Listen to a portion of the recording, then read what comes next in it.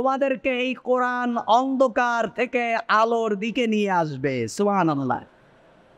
তোমাদের ভিতরে যত বর্বরতা আছে, তোমাদের ভিতরে যত অসামাজিকতা আছে, তোমাদের ভিতরে যত নষ্টামি আছে, তোমাদের ভিতরে যত গোলামি আছে, তোমাদের ভিতরে যত জাহিলিয়াত আছে, তোমাদের ভিতরে যত কুসংস্কার আছে, তোমাদের ভিতরে যত কুফুরি আছে, তোমাদের ভিতরে যত শিরকি আছে, লিতুখরিজান নাস মিনাজ জুলুমাতি ইলান নূর, এই কোরআনের আলোয় যারা আলোকিত হবে, এই সমস্ত বদ অভ্যাস থেকে কোরআন তাদেরকে আলোর রাস্তা দেখাবে। সুবহানাল্লাহ।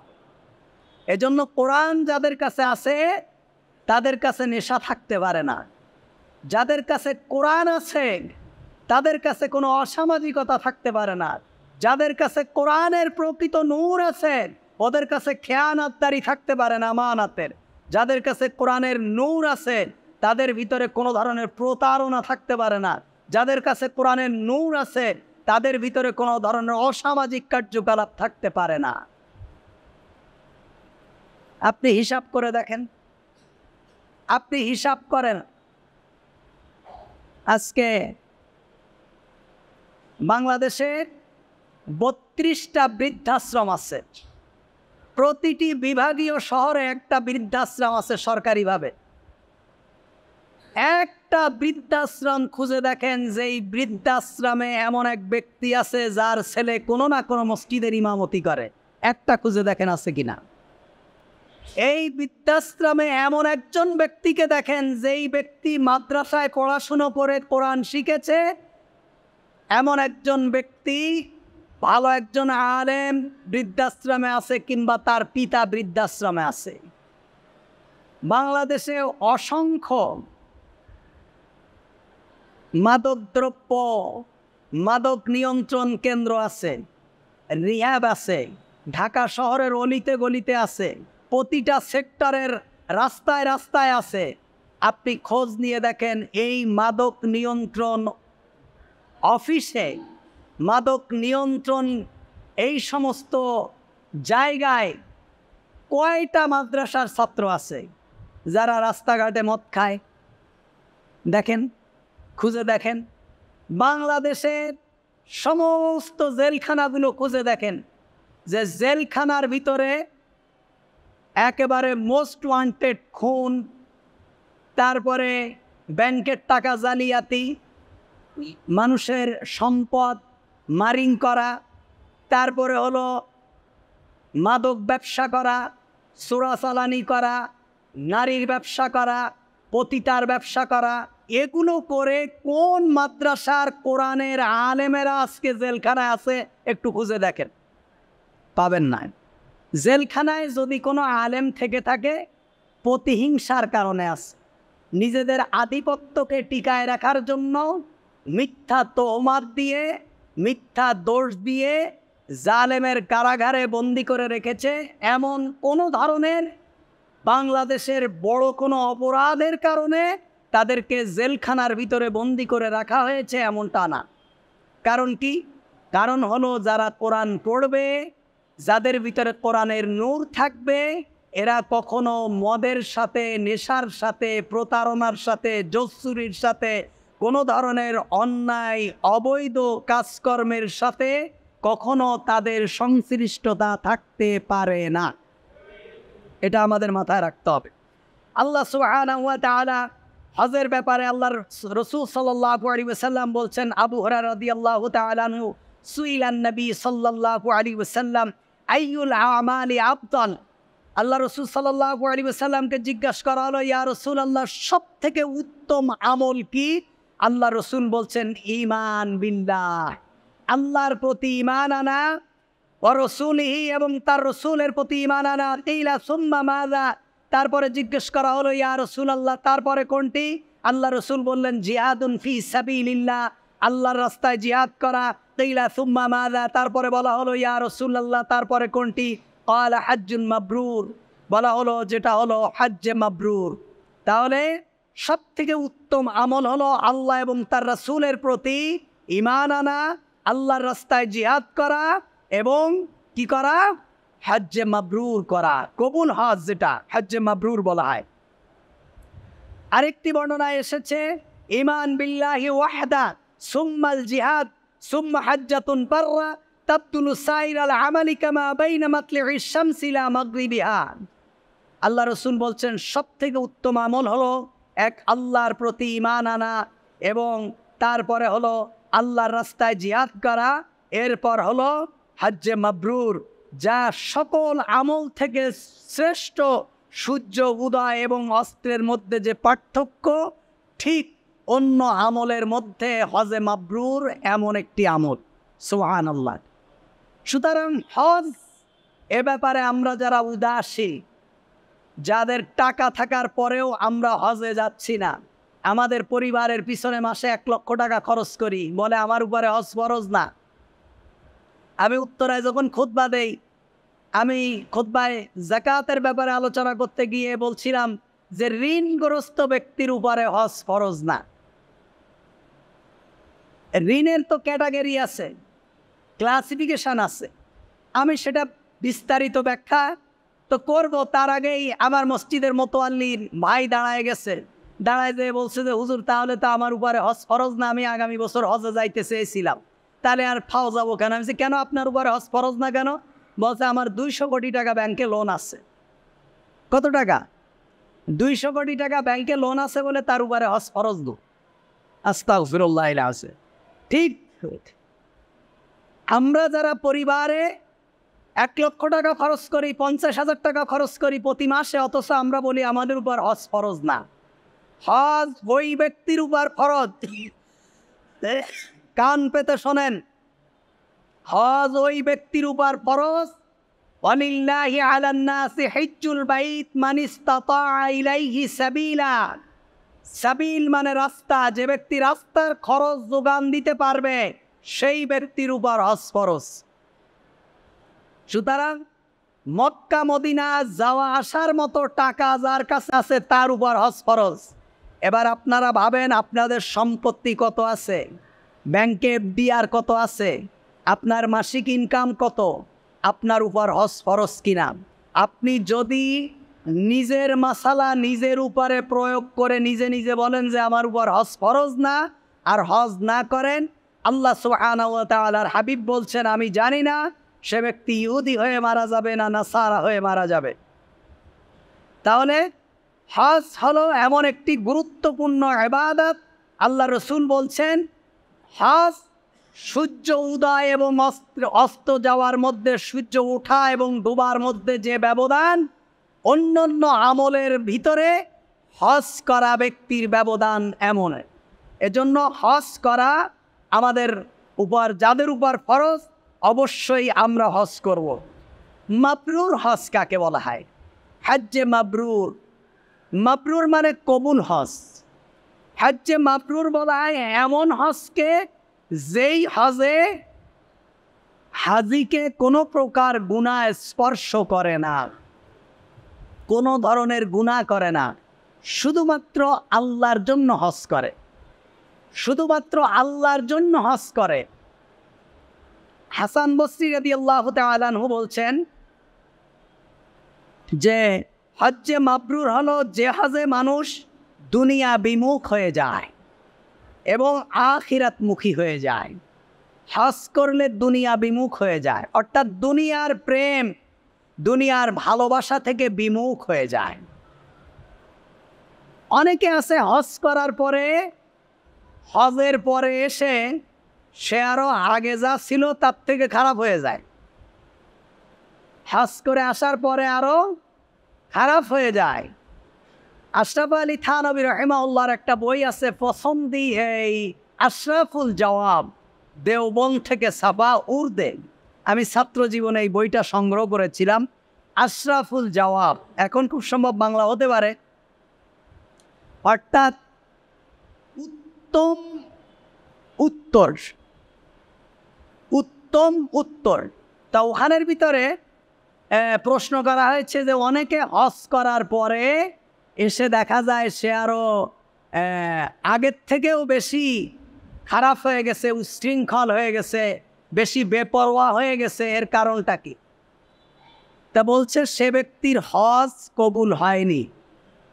প্রথম কথা হলো সে ব্যক্তির হজ কবুল হয়নি, আর যে ব্যক্তি হজ করতে যাওয়ার আগে তার খারাপিকে পরিত্যাগ করেনি, তওবা করেনি এবং খারাপ থেকে ফিরে আসার প্রতিজ্ঞা করেনি, ব্যাস হজ করতে গিয়েছে, এসেছে, সে ব্যক্তি হজ করার দ্বারা তার ঈমানের কোনো পরিবর্তন হবে না। দেখেন না, দলের সেক্রেটারি হয়ে যায় হজ করতে, ওখান থেকে এসে দুটো তিনটে মার্ডার করে সভাপতি হয়ে যায়। মক্কা শরীফ ঘুরে এসে কি হয়ে যায়? মক্কা শরীফ তো এখন কচুপাতার পানি হয়ে গেছে। যে দেশে হাসানুল ওয়াকিলুর মতো লোক হাজী সাহেব হয়ে যায়, রাশেদ খান মেননের মতো ঘোষিত কমিউনিস্ট হাজী সাহেব হয়ে যায়, সে দেশে তো আর কি বা বলবেন। এখানে তো ইসলাম, মুসলমান এগুলো হয়ে গেছে কচুপাতার পানির মতো। এজন্য হজকে আমরা ছোটভাবে দেখলে হবে না। হাদিসে এসেছে, রাসূল করিম সাল্লাল্লাহু আলাইহি ওয়াসাল্লাম বলছেন, হজ পালনকারীর কল্যাণমূলক আমল হলো ক্ষুধার্ত ব্যক্তিকে খাওয়ানো এবং কোমল ভাষায় কথা বলা। এটা হলো হাজিদের একটা বৈশিষ্ট্য। যারা হজ করবে তারা মানুষের সাথে কোমল ভাষায় কথা বলবে, নরম ভাষায় কথা বলবে এবং ক্ষুধার্ত ব্যক্তিকে খাওয়াবে। আল্লাহ রসুল সাল্লাল্লাহু আলাইহি ওয়াসাল্লাম বলছেন, হজের ফজিলাত বর্ণনা করতে গিয়ে আল্লাহ রসুল বলছেন, ওয়াল হাজ্জুল মাবরুর লাইসা লাহু জাযাউন ইল্লাল জান্নাহ। আল্লাহ রসুল বলছেন, হজ্জে মাবরুর হলো যার কোনো প্রতিদান নেই। হজ্জে মাবরুর যার কোনো প্রতিদান দিয়ে তাকে সন্তুষ্ট করা যাবে না, কেবলমাত্র জান্নাত ছাড়া। সুবহানাল্লাহ। অর্থাৎ যে ব্যক্তি সত্যিকার অর্থে তওবা করে আল্লাহ তাআলার বাইতুল্লাহ জিয়ারত করে হজ করে যে ব্যক্তি এসেছে, তার প্রতিদান শুধুমাত্র জান্নাত। সুবহানাল্লাহ। সুতরাং এই প্রতিদান আমরা যেন নিতে পারি, আল্লাহ তাআলা আমাদেরকে প্রত্যেককে যেন বাইতুল্লাহ দেখায়। আমিন বলেন। আমাদের দেশে আরেকটা আছে, 30 বছর 40 বছর একসাথে ঘর করে, 30 বছর 40 বছর স্বামী স্ত্রী মিলে একসাথে সংসারের অর্থ যোগান দেয়, ব্যবসা বাণিজ্য সব ব্যাপারে দুজনের থাকে, কিন্তু হজে যাওয়ার সময় স্ত্রীর আর নেয় না। অধিকাংশ ক্ষেত্রে শুধু মুরব্বী একাই হাজী সাহেব হয়, স্ত্রীকে হজে নেয় না, স্ত্রীকে বলেও না। স্ত্রীও চিন্তা করে, আমার তো এত টাকা নেই, আমি বা যাবো কীভাবে। যাদের সম্পদ আছে নিজেও যাবেন, স্ত্রীদেরকেও নেবেন। গতকালকে কোরআনের তাফসীর করছিলাম সূরা তাহা থেকে। আল্লাহ তাআলা বলছেন, আল্লাহ তাআলা যখন নেক বান্দাদেরকে যখন জান্নাত দেবেন, জান্নাত দেওয়ার পরে দুনিয়ায় যে সন্তানেরা পিতামাতার অনুসরণ করেছে, অর্থাৎ পিতামাতার ঈমানের সাথে সন্তানরাও ঈমানদার ছিল, স্ত্রী সন্তান সবাই যদি ইসলামিক পরিবার হয়, আল্লাহ তাআলা জান্নাতের ভিতরে তাদেরকে একত্রিত করে দেবেন। জান্নাতের ভিতরে কি করে দেবেন? একত্রিত করে দেবেন। অনেকে মনে মনে বলে, আল্লাহ বেহেশত গেলে তো আমার ভালো ভালো হুর দেবা, দুনিয়ার এই বউ যেন আমার না আসে, এই বউ নিয়ে আমি বড় বিপদে আছি দুনিয়ায়। গতকালকে একজন মাওলানার চমৎকার চেহারা আজকে অনলাইনে দেখলাম, স্ত্রী আর শাশুড়ির নির্যাতনে পানিতে লাফ মেরে মারা গেছে, ডুবে মারা গেছে। আপনারা কেউ দেখেছেন কি? স্ত্রী আর শাশুড়ির অত্যাচারে একজন মাওলানা পানিতে ডুবে মারা গেছে, মানে পানিতে লাফ মেরেছে, সহ্য করতে পারেনি।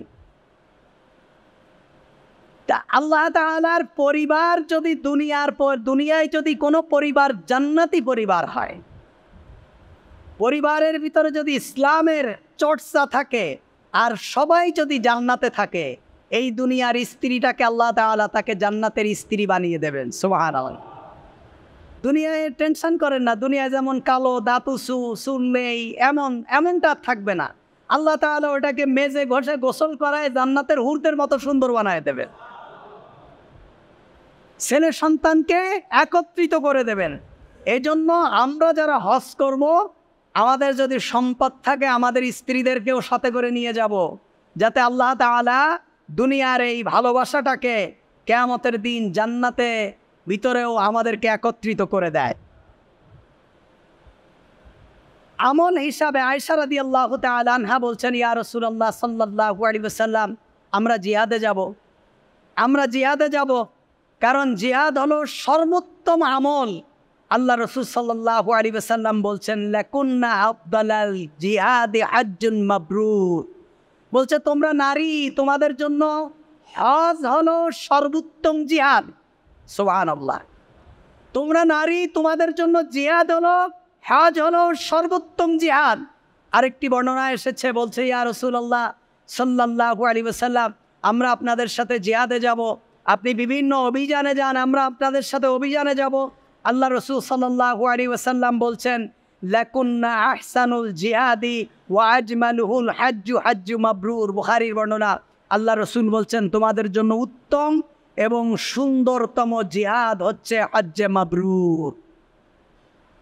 অর্থাৎ তোমরা যদি হজ করো, নারীরা যদি হজ করে, তাহলে তারা জিহাদের সওয়াব পাবে। আল্লাহ তাআলা জিহাদের থেকে উত্তম বলেছেন হজ্জে মাবরুরকে। আমাদের অনেক মা বোনদের আছে, স্বর্ণ আছে 10 ভরি 20 ভরি, কিন্তু হজে যায় না। এখন তো 5 ভরি স্বর্ণ বিক্রি করলেই হজে যাওয়া যায়। আপনি এত স্বর্ণ বহন করে প্রতি বছর যাকাত দিবেন না দিবেন, এত হিসাব নিকাশের কারবারে যে লাভ কি? স্বামীর দিকে তাকায় না থেকে আপনার গহনা বিক্রি করে হলেও স্বামীর সাথে আপনিও পথযাত্রী হয়ে যান, বাইতুল্লাহর কাবার যাত্রী হয়ে যান, তাহলে অন্তত দুনিয়া এবং আখিরাতে আল্লাহ তাআলা আপনাদের মর্যাদাকে বাড়িয়ে দেবেন। আল্লাহ রাসূল সাল্লাল্লাহু আলাইহি ওয়াসাল্লাম বলছেন, জিহাদুল কাবীর ওয়াস সাগীর ওয়াজ যায়ীফ ওয়াল মারআতি আল হজ্জ ওয়াল উমরা। আল্লাহ রাসূল বলছেন, বয়োবৃদ্ধ, বয়স্ক মানুষ এবং ছোট মানুষ এবং অসুস্থ মানুষ এবং নারীদের জন্য জিহাদের থেকে উত্তম হচ্ছে হজ এবং উমরা। আল্লাহ রাসূল তো বলেছেন যে রমজান মাসে যারা উমরা করবে তারা কেমন যেন আমি মুহাম্মাদুর রাসূলুল্লাহ সাল্লাল্লাহু আলাইহি ওয়াসাল্লামের সাথে হজ করলো। সুবহানাল্লাহ। যারা রমজানে উমরা করে তারা যেন আমি মুহাম্মাদের সাথে হজ করে। এজন্য আপনাদের যাদের সামর্থ্য আছে তারা নিয়ত করবেন। এই হজের 1 মাস পর থেকে উমরা শুরু হবে। এখন হয়তো একটু খরচ কম লাগবে, রমজানে গেলে একটু বেশি লাগবে। যারা হজ করেছেন আলহামদুলিল্লাহ বাইতুল্লাহ যাবেন, আর যারা হজ করেননি তারা হজের নিয়ত করবেন। যাদের উপর হজ ফরজ না তারা অন্তত কিছু টাকা জোগাড় করে হলেও চেষ্টা করবেন বাইতুল্লাহ যাওয়ার জন্য। আল্লাহ তাআলা আমাদেরকে কবুল করুন। আল্লাহ রাসূল সাল্লাল্লাহু আলাইহি ওয়াসাল্লাম বলছেন, হাজিগণ আল্লাহর মেহমান। যারা হাজি তারা আল্লাহর মেহমান। আল গাজি ফি সাবিলিল্লাহ ওয়াল হাজ্জ ওয়াল মু'তামির ওয়াফদুল্লাহ দাআহুম ফাজাবুহু ওয়া সালুহু ফাআতাহুম। আল্লাহ রাসূল সাল্লাল্লাহু আলাইহি ওয়াসাল্লাম বলছেন, আল্লাহর পথে জিহাদকারী, হজ এবং উমরাকারীগণ আল্লাহর মেহমান। এজন্য দেখেন বলবেন যে কাবা শরীফে লেখা থাকে যে আল্লাহর মেহমান, প্লাকেটে আশেপাশে লেখা থাকে, কারণ যারা বাইতুল্লাহ যায় তারা কার মেহমান? আল্লাহর মেহমান। তারা আল্লাহর মেহমান। আল্লাহ তাআলার বাড়িতে তারা বেড়াতে গিয়েছে, আল্লাহর বাড়ি তওয়াফ করতে গিয়েছে, আল্লাহর বাড়ি জিয়ারত করতে গিয়েছে। তাহলে যারা আল্লাহর মেহমান তারা কি? আফদুল্লাহ, আল্লাহর মেহমান। দাআহুম ফাজাবুহু। আল্লাহ রাসূল সাল্লাল্লাহু আলাইহি ওয়াসাল্লাম বলছেন যে আল্লাহ তাদেরকে ডেকেছেন, আল্লাহ তাদেরকে ডেকেছেন, আল্লাহ ধনীদেরকে ডেকেছেন, যাদেরকে আল্লাহ অর্থ দিয়েছেন আল্লাহ তাদেরকে বলেছেন আমার বাইতুল্লাহ আসো। এটা কে ডেকেছেন? আল্লাহ ডেকেছেন। তা আল্লাহ রাসূল বলছেন আল্লাহ তাদেরকে ডেকেছেন, তারা আল্লাহর ডাকে সাড়া দিয়েছেন। সুতরাং ফাসালুহু ওয়াসালুহু ফাআতাউ। তোমরা আল্লাহর কাছে যা চাইবে আল্লাহ তোমাদেরকে তাই দেবে। সুবহান। হাজিগণ আল্লাহর ঘরের মেহমান। আল্লাহ তাদেরকে ডেকেছেন, তারা আল্লাহর ডাকে সাড়া দিয়েছে। সুতরাং ওয়াসালুহু, তোমরা যা চাইবে আল্লাহ তাআলা তোমাদেরকে তাই দেবেন। সুবহানাল্লাহ। এজন্য আল্লাহ তাআলা যেন আমাদেরকে আল্লাহর ঘরের মেহমান হওয়ার তৌফিক দান করে দেন। আবু হুরায়রা রাদিয়াল্লাহু তাআলা আনহু বলছেন, মান হাজ্জা লিল্লাহ ফালাম ইয়ারফাস ওয়ালাম ইয়াকসু ওয়ালাম ইয়াফসুক রাজআ কায়াউমিন ওয়ালাদাতহু উম্মুহু। আল্লাহ রাসূল বলছেন, যে ব্যক্তি আল্লাহর ঘরে হজ করবে, মান হাজ্জা লিল্লাহ, যে ব্যক্তি আল্লাহর জন্য হজ করবে, ফালাম ইয়ারফুস ওয়ালাম ইয়াফসুক, যে ব্যক্তি কোনো ধরনের ফায়সা কাজ এবং গুনার কাজে লিপ্ত হবে না, রাজআ কায়াউমিন ওয়ালাদাতহু উম্মুহু, রাজআ কায়াউমিন, সে ব্যক্তি ফিরে আসবে এমন অবস্থায়, এমন দিনে, কাওয়ালাদাতহু উম্মুহু, কেমন যেন একটা সন্তানকে তার মা প্রসব করলে সেই সন্তান যেমন কোনো গুনাহ থাকে না, যে ব্যক্তির আমলনামায় একদম ফ্রেশ। আল্লাহ রাসূল বলছেন, যে ব্যক্তি হজ করবে কোনো প্রকার অন্যায় এবং ফায়সা কাজ করবে না, সে ব্যক্তি সদ্য প্রসূত সন্তানের মতো নিষ্পাপ থাকবে। সুবহানাল্লাহ। সুতরাং ভাইরা আমরা হজ একটি গুরুত্বপূর্ণ ইবাদত, ইসলামের 5টি স্তম্ভের একটি স্তম্ভ, যেই 5টি স্তম্ভের উপর ইসলাম দাঁড়িয়ে আছে তার মধ্যে একটি হলো হজ। আমাদের যাদের উপর হজ ফরজ হয়েছে আমরা সময় ক্ষেপণ করব না। যখনই হজ ফরজ হয়েছে, এখন যদি আমাদের কারো উপর হজ ফরজ হয়, আমরা এই মুহূর্তে হজ করব। আমাদের পিতামাতা বেঁচে থাকুক না থাকুক, আমাদের সন্তান ছোট থাকুক, আমাদের মেয়ে ছোট থাকুক, মেয়ে বিয়ে হোক আর নাই হোক, আমার ঘরের কাজ সমাপ্ত হোক আর না হোক, আমি আল্লাহর ডাকে সাড়া দিয়ে আমার উপর অর্পিত দায়িত্ব আমি পালন করব। যাতে আল্লাহ তাআলা মরণের পরে আমাকে পাকড়াও করতে না পারেন তার বিধানকে পালন না করার দায়। এজন্য আমাদের মাথায়, আমাদের অন্তরে মক্কার প্রেম, মদিনার প্রেম, মুহাম্মাদুর রাসূলুল্লাহ সাল্লাল্লাহু আলাইহি ওয়াসাল্লামের ভালোবাসা, সাহাবীদের ভালোবাসা আমাদের অন্তরে থাকা, এটা হলো আমাদের ঈমান।